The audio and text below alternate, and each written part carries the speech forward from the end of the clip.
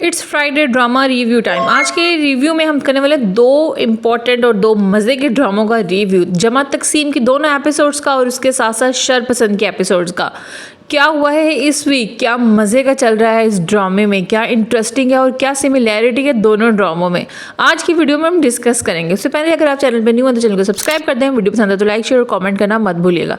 जमा तकसीम के दोनों एपिसोड्स एज यूजुअल बहुत स्लो थी लेकिन इंटरेस्टिंग थी इस हिसाब से क्योंकि तीनों बेटों ने अपने अपने रास्ते अलग अलग चुन लिए और सारा का सारा इल्ज़ाम लैला पर लग गया, जबकि उनके घर में ऑलरेडी इतनी सारी नेगेटिविटी थी, लेकिन उनके घर में नाइंसाफ़ी थी, लेकिन माँ बाप को वो नज़र नहीं आ रही थी और सारा का सारा इल्ज़ाम जो है वो लैला पे लगा दिया। जैसे कि गंदगी पे से धुंध हट गई है, अब साफ साफ गंदगी नज़र आना शुरू हो गया, तो नाम लैला पर लगा दिया है। यही उसके माँ बाप की स्ट्रैटेजी थी एंड आई डोंट नो कि ऐसा क्यों वो कर रहे थे, लेकिन ये मोस्टली घरों की कहानी है। ऐसा ही होता है, किसी को ब्लेम देना होता है और किसी ने किसी का सहारा लेना होता है। निगत और राशिदा में तो कतन इतनी पावर नहीं थी कि वो अलग हो सकते, ना ही मजीद में थी, लेकिन हमीद ऑलरेडी पावर में था और उसने जब अपना रंग रूप पहले भी दिखाया था लेकिन बाप उसको अवॉइड कर रहा था, इग्नोर कर रहा था। लेकिन अब जब सब कुछ खुल के सामने आ गया तो वो भी खुल के सामने आ गया।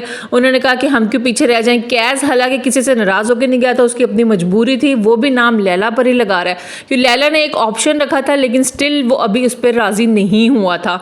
बार बार ये पॉइंट जो है वो कैस भी भूल जाता है कि लैला को कहता है कि तुमने अलग रहना था। लैला ने ख्वाहिश जाहिर जरूर की थी लेकिन लैला के कहने पर वो अलग नहीं हुआ था, वो अलग अपनी जॉब की वजह से हुआ था क्योंकि उसको अपने प्रमोशन चाहिए था। अगर उसको ज्वाइन ना करता 1.5 घंटे की मुसाफत तय कर लेता, वो भी उसके लिए चॉइस थी, लेकिन उसने उस घर को भी अवेल किया, लैला को सेपरेट कर दिया।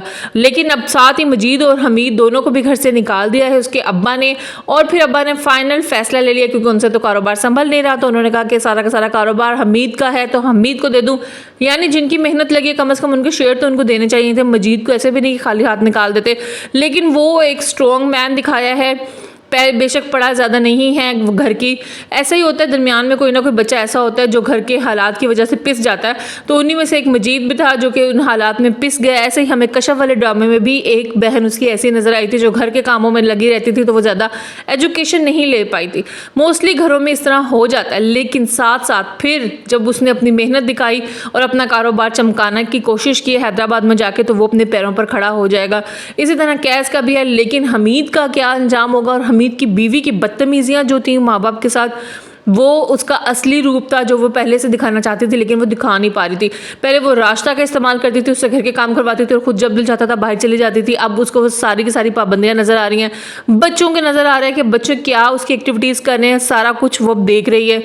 दूसरी तरफ लैला का अलग ही रंग ढंग दिखाया गया। लैला की तो समझ नहीं आती कि वो चाहती क्या है। अब वो अपने माँ बाप को इतनी ज़्यादा इंपॉर्टेंस दे रही है जब वो ऑलरेडी देख रही है कि कैस अपनी फैमिली से बहुत ज़्यादा अटैच है और वो उनसे अलग होने की उसको तकलीफ है, तो वो अपने माँ बाप का जिक्र ना करे तो दुखती रग को बार बार छेड़ने वाला हिसाब हो गया। लैला पता नहीं क्यों अचानक इतनी बच्ची बन गई है, ससुराल में बहुत मेच्योर बिहेव कर रही थी, लेकिन अब जब से अलग हुई है तो लैला का बिहेवियर ही टोटली चेंज हो गया। मेरे माँ बाप से बदतमीजी की उसने कुछ भी ऐसा नहीं किया। मोस्टली ऐसा होता है जब वो दफ्तर से आया तो उसके बाप ने अंडरस्टैंड किया और वो फ़ौरन घर से चले गए क्योंकि उनका बंदा भी यही था। लेकिन लैला को मुसलसल बचकाना बिहेवियर की समझ नहीं आ रही। लेकिन नेक्स्ट एपिसोड ऑब्वियसली बहुत इंटरेस्टिंग होने वाली हैं। जब जिशान के साथ जो हुआ है वो उसको बार बार वही ख्यालात आ रहे हैं, वो उसी खौफ में मुब्तला है जो वो सिद्रा के साथ करता रहा है, तो ऑब्वियसली ये भी अपना कंफेशन करेगा। हमीद का कारोबार भी डूबेगा और मजीद का कारोबार बूस्ट पे जाएगा, तब इनको कुछ ना कुछ रियलाइज़ होगा। अब देखते हैं लैला ने भी आगे एक्सपेक्ट करना है, उसकी भी गुड न्यूज़ आने वाली है, तो ये किस तरह सारे इकट्ठे होते हैं अब ये नेक्स्ट एपिसोड में हमें पता चलेगा। इसमें मैंने कहा कि सिमिलैरिटी है शरपसंद ड्रामे के साथ, वो भी आपसे नेक्स्ट डिस्कस करते हैं। पहले शरपसंद ड्रामे को डिस्कस कर लें। यार ये ड्रामा इंतहाई रिलेटेबल है। अगर आप अपनी सोसाइटी में अपने इर्द गिर्द देखें ना तो आपको फरासत अंकल जैसे बहुत से लोग मिलेंगे और बहुत से लोगों को तो अपने घर में भी मिलेंगे इस तरह के लोग जो शर फैलाते हैं और खुश होते हैं इन सब चीज़ों के ऊपर, सबकी मदद करने के लिए भी पहुंच जाता है, 2 नंबरियां भी करता है और अल्लाह का सहारा भी सबसे ज़्यादा यही लेता है। और उसकी बीवी बिल्कुल अंधी है, उसको आज तक उसकी सच्चाई का नहीं पता। मोहल्ले में जहाँ कोई अकेली औरत देखता है या कोई उसका शिकार बनने की कोशिश करता है, किसी को अपना शिकार करने की कोशिश करता है, तो किस तरह से वो उनके ऊपर नज़र रखता है और एक आपस में अपने अंदर डिस्कस भी कर रहा होता है, लाइक कि ये क्या कर रही है, ये यहाँ क्यों जा रही है, इसके घर क्या चल रहा है, इसके घर क्या चल रहा है। मतलब कि एक अंदर से आंटी है उस फरासत अंकल के अंदर और उसके चेहरे पर वो नज़र भी आती है। अभी तक हरीम तो उसके ट्रैप में नहीं आई है, लेकिन क्या उसका हस्बैंड आ जाएगा, कि अफान उसके ट्रैप में आ जाएगा? प्रोबेबली आ जाएगा। अफान के दरमियान में वो मिसअंडरस्टैंडिंग पैदा करने की कोशिश करता है, क्योंकि उसका शिकार वही है कि उसको गुस्सा आ रहा है, वो शाज़मीन से मिलती है, लेकिन उसको आदत भी है लोगों के घरों में बहुत ज़्यादा इंटरफेरेंस करने की।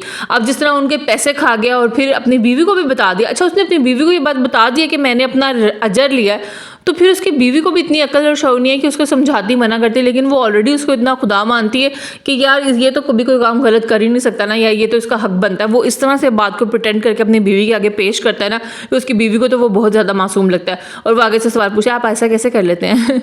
मतलब कि घर वालों को तो कुछ ना कुछ सच्चाई पता चली जाती है। अब इतने साल हो गए उसकी बीवी को, तो उसकी बीवी को अभी तक पता ही नहीं चला कि उसका हस्बैंड किस नेचर का है। लेकिन खैर ज़्यादा देर तो नहीं, लेकिन अब खुल जाएगा। अब 3 फैमिलीज़ पर उसकी असल हकीकत पता चल गई है, और जहाँ उसकी बेटी लाइनें मार रही है उस औरत को भी कुछ ना कुछ खटका है।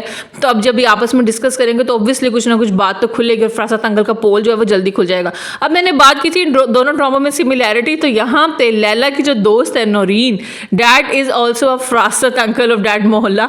उसको हर बात पता है लैला के घर की, लैला कब आती है कब जाती है, किस तरह से आगे वो बातें कर रही है, झूठ ना बोलो, ससुराल वालों को ये सब करो। तो हर जगह आपको फरासत अंकल मिलेंगे। अगर आप रिलेट करेंगे चीज़ों को तो आपको हर जगह फरासत अंकल का करैक्टर मिलेगा।